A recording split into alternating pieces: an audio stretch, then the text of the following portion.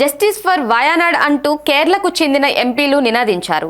ఈ నెల 14న పార్లమెంట్ ఆవరణలో ఆందోళన చేపట్టారు. కొండ చర్యలు విరిగిపడిన ప్రకృతి విలయంలో భారీగా నష్టం వాటిల్లిన వయనాడ్ కు సహాయ ప్యాకేజీ కోసం కేంద్రాన్ని డిమాండ్ చేశారు. వయనాడ్ ఎంపీ ప్రియాంక గాంధీ వాద్రా, సిపిఎం ఎంపీలు జాన్ బ్రిటస్, వి శివదాసన్, కాంగ్రెస్ ఎంపీలు KC Venugopal, K Suresh, IUML MP Mohammed Basheer, RSP MP NK Premachandran తో సహా కేరళలోని అన్ని పార్టీల ఎంపీలు పార్లమెంట్ లోని మకర్ద్వార్ వద్ద ఆందోళన చేపట్టారు.